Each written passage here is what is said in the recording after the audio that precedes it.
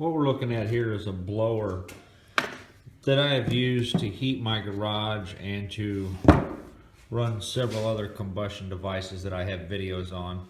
I've had this thing for probably 40 years and have several videos of this thing burning one thing or another, from tree stumps in the ground to trash cans full of leaves.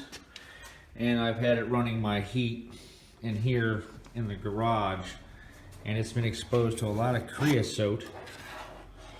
And I'm going to take this thing apart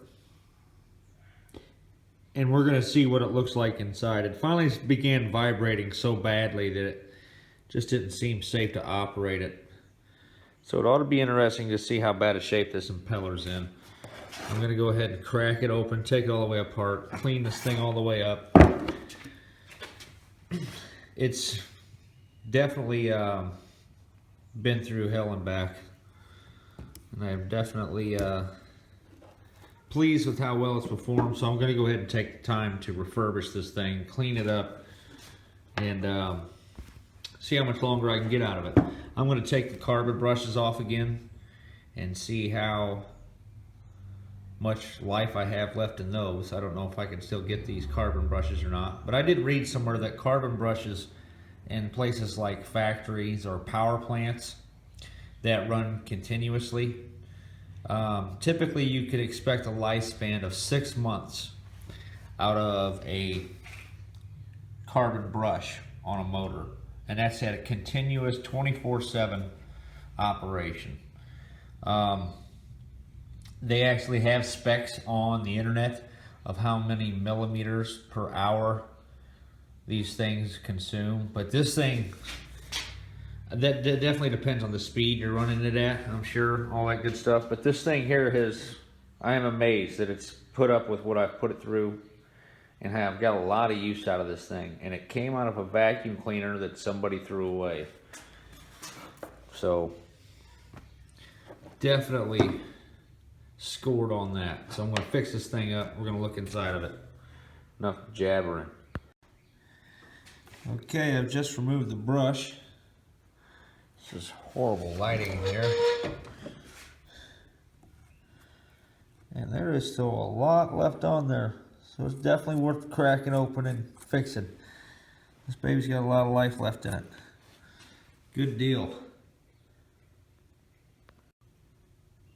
Okay, now this is pretty significant amount of buildup here.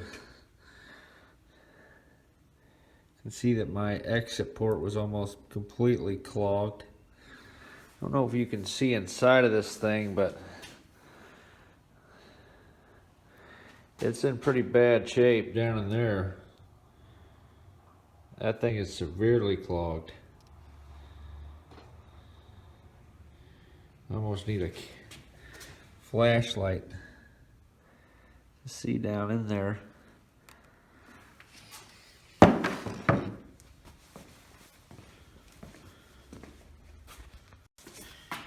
Okay, got a flashlight here. And those lights ain't helping none. Oh, you can see any of that. Wow. That thing is clogged. No wonder I was losing performance. So this baby's definitely ready for a cleaning. This is after 2 winters of operation, by the way. That probably, oh wow, some severe buildup in my impellers there. Some parts of it are pretty clean. It's actually grinding material. So this sucker is ready for a cleaning.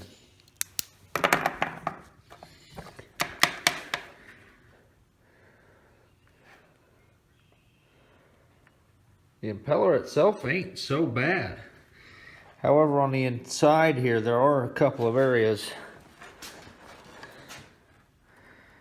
that are The inner portion is severely clogged. And I have really bad lighting in here for this.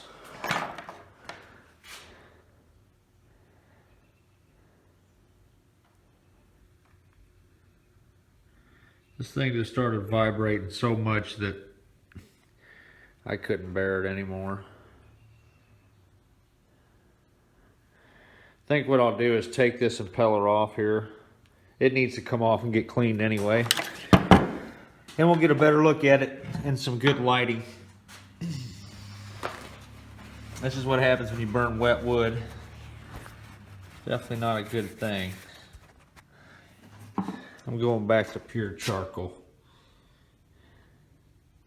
I can't imagine what my poor heating coil looks like right now. That's pretty bad.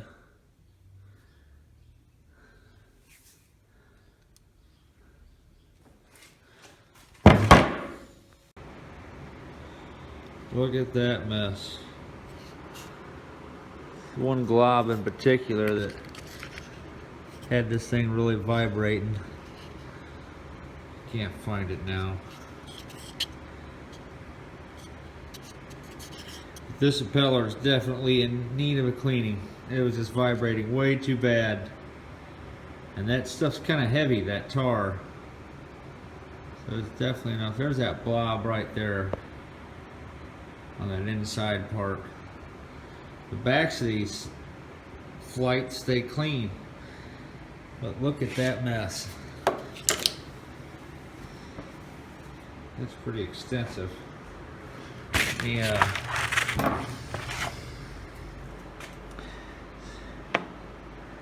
And that is some official tar. Some hardcore stuff. So, this thing was definitely due for a cleaning.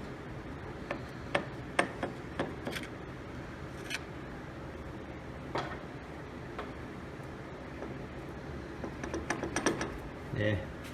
Anyway, you get the point. Alright, got this sucker cleaned up finally. Note to self, tar is one of the most hardest things to dissolve that I have ever encountered. I tried every solvent I have, including gasoline, and just nothing will eat this stuff. Acetone does the best, but still not effective at all. You still need actual manual scraping, as you can see, with a wire brush. Burnished, whatever that's called, I don't know. But just got the top thrown back on this thing. I decided I'm not going to clean these windings and all that because I don't want to risk removing some of the varnish off of the coiling. Man, them coils need wrapped. Jeez.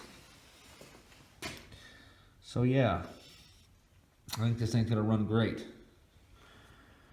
The bearing was very gumped up in the front here. I can't remember if I got a clip of that or not, but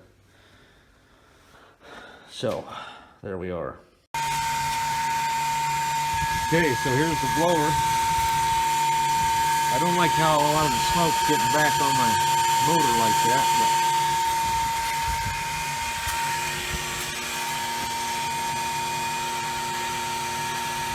that's basically running good. Not vibrating like it was. The bearings are probably going to go out eventually from the extreme heat. But I've been running this blower for about 3 years now. It doesn't run continuously, but every time I'm in the garage doing work, which is quite often, this thing's what's powering my wood burner. I'll show you what I got inside here, what this thing's doing.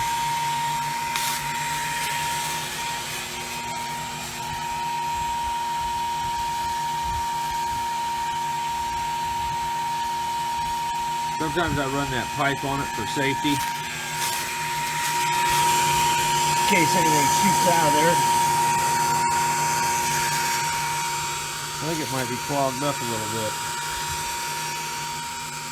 Might be a mouse nest in there or something.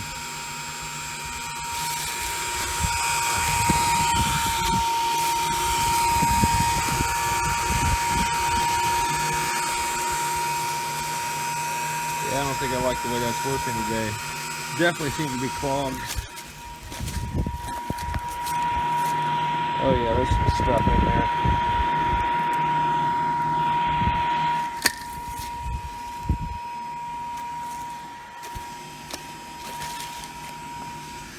Taking that off.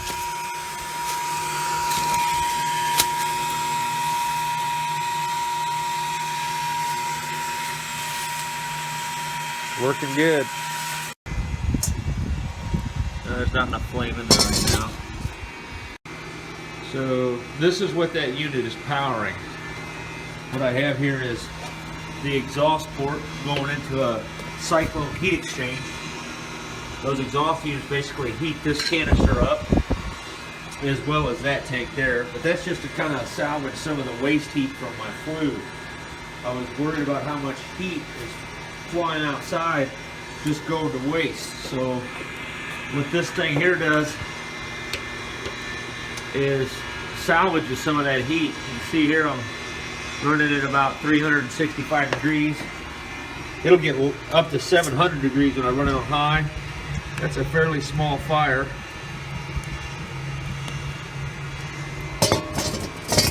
But that's quite a bit of surface area. Some of these parts get screaming hot. I just fired this up. As soon as it gets some red coals in there, this thing really gets hot and it really cranks some heat out. It's in the upper 30s outside right now, and I just fired this thing up. It's already got me up to 45 degrees in here. Been running for about 5 minutes. I'm just running this fan here on it.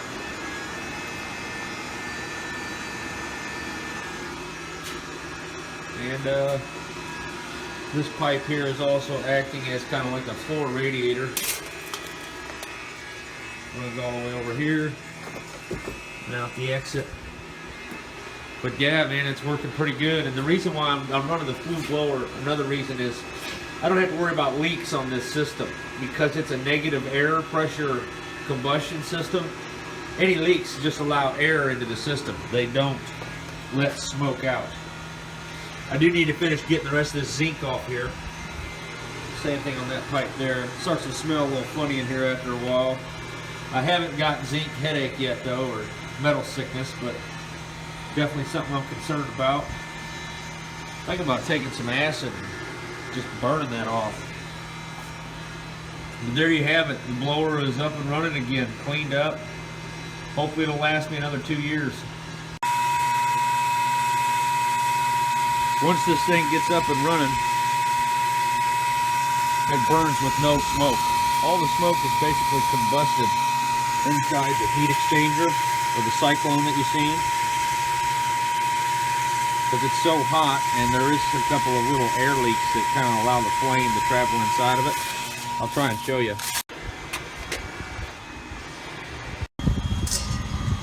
Okay, you see how the flames are being sucked into that tube with that exhaust port?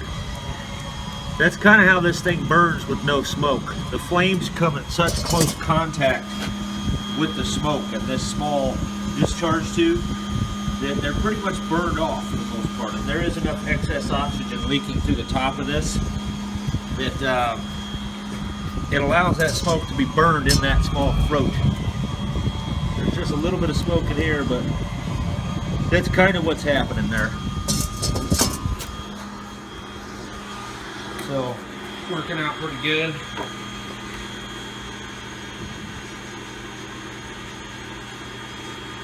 I've had this thing up to 680 degrees. And this back part here gets well into the 900 degree area. Not so hot today. That's a false reading because of the shiny material, as you can see. But this is with a fan blowing on it too. Very powerful fan. Thing's kicking off a lot of heat. I can feel the radiation coming off of it just standing here. The top doesn't get very hot because of the excess oxygen getting through there. eye needs clean. It puts off so much heat, I had to put this heat shield in to kind of keep the heat off that wall a little bit. See, it's got a little heat to it even. 200 degrees that heat shield is.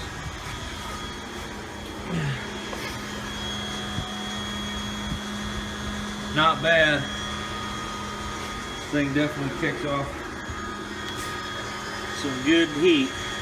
It's not exactly free, seeing as how it takes a lot of work to chop up wood, but it is cheap.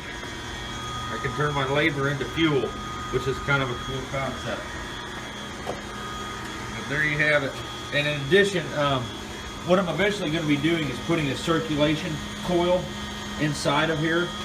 That's going to be another plate will be set on top of this after I cut a hole out, and a circulation coil will be dropped into there, and bolts will be bolted all around, and it will be connected with this circulation system here.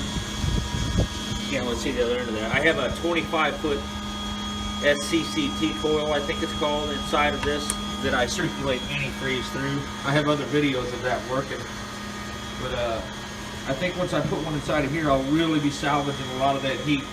And I'll also be able to take the unit out and clean it when it needs clean, because it will need clean. And I'll show you what I mean. I have a coil that I used to have inside of this tank here, or inside of this tube. And I want to show you what that thing looks like after about a year's use. So here it is.